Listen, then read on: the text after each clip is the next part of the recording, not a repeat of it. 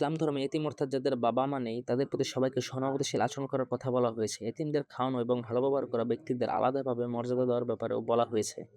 নিজ নিজ ধর্ম পালন করা সবারই দায়িত্ব। জাতীয় দলের ক্রিকেটারদের মধ্যে মুশফিকুর রহিম, মাহমুদুল্লাহ রিয়াদ, মেহেদী হাসান মিরাজরা প্রায়ই ধর্মের প্রতি নিজেদের নিবেদন প্রকাশ করে থাকেন। তাই সিজদা দিয়ে মহান আল্লাহ তাআলার আনুগত্য প্রকাশ, রোজা রেখে খেলা এমন অনেক দৃষ্টান্ত স্থাপন করেছেন তারা। এবার এতিমদের প্রতি নিজের মহানুভবতার হাত বাড়িয়ে দিলেন মিরাজ। কারি আবু রায়হানের সাথে ভিডিও কলের আলাপে শুরুর দিকে ইসলামিক গজল গাওয়ার চেষ্টা করছিলেন মিরাজ। ভাঙা গলায় কিছুটা গেয়েছেন।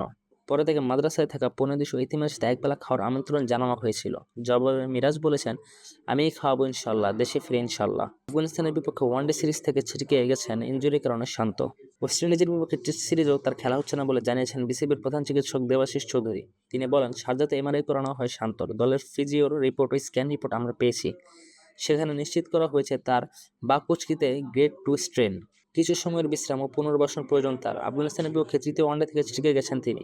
তার মানে এই সিরিজে নেতৃত্ব দেবেন সহ-অধিনায়ক মিরাজ। বলার অপেক্ষা রাখেন অধিনায়ক হিসেবে তার সামনেও নিজেকে প্রমাণের দারুণ সুযোগ। প্রশ্ন ছিল, শান্ত কি ওয়েস্ট ইন্ডিজের বিপক্ষে টেস্ট সিরিজে খেলতে পারবেন? তার মাঠে ফিরতে আসলে কতটা সময় লাগবে? এ বিষয়ে বিসিবির পাঠানো সাংবাদিক বিজ্ঞপ্তিতে দেবাশিস চৌধুরী বলেন, ওয়েস্ট ইন্ডিজের টেস্ট সিরিজেও তাকে পাওয়া যাবে না। 2 সপ্তাহ পর আমরা তার অবস্থা পর্যালোচনা করে দেখব। পুনর্বাসন চালিয়ে নেওয়ার জন্য সংযুক্ত আরব আমিরাত থেকে দেশে ফিরে আসবে সে। তার মানে দলকে নেতৃত্ব দেবেন সহ-অধিনায়ক মেহেদী হাসান মিরাজ। যদিও রোববার রাতে বিসিবি শান্তকে অধিনায়ক ওয়েস্ট ইন্ডিজ সফরে টেস্ট সিরিজের জন্য দল ঘোষণা করেছিল। বিসিবির একটি সূত্র জানিয়েছে, শান্তর পরিবর্তে দলকে নেতৃত্ব দেবেন মিরাজ। সূত্রটি জানায়, শান্তকে অধিনায়ক রাখা হয়েছিল আরও একটি সুযোগ দেওয়ার জন্য। তবে বিসিবি সিদ্ধান্ত নিয়ে রেখেছিল, যদি সে ফেল করে তাহলে মিরাজই হবে টেস্ট অধিনায়ক। এটি আজ বা কাল হওয়ার কথা ছিল। সে ভাবনা থেকে মিরাজকে সহ অধিনায়ক রাখা হয়েছিল। এখন শান্তর অবর্তমানে দলকে ওই নেতৃত্ব দেবে। হ্যাঁ, অবশ্যই এটি তার জন্য অনেক বড় সুযোগ। আমাদের হাতে আসলে খুব বেশি বিকল্পও নেই, যে কারণে ও যদি পারে তাহলে দলের জন্য চিন্তা কমবে। আর শান্ত ঠিক হয়ে গেলে ওয়েস্ট ইন্ডিজে ওয়ানডে সিরিজে ফিরবে।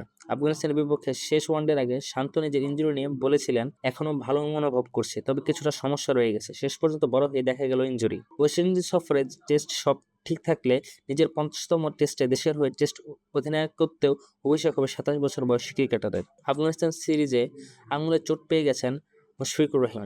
ওয়েস্ট ইন্ডিজের টেস্ট সিরিজে থাকবেন না অভিজ্ঞ ব্যাটসম্যানও। টেস্ট চ্যাম্পিয়নশিপের বর্তমান চক্রে এটি বাংলাদেশের শেষ সিরিজ।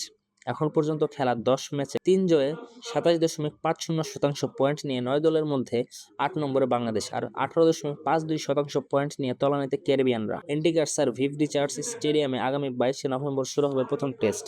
এরপর জ্যামাইকার সেভিনা পার্কে দ্বিতীয় টেস্ট শুরু 30শে নভেম্বর। টেস্ট সিরিজ শেষে 3টি করে ওয়ানডে টি-20তে মুখোমুখি হবে দুই দল।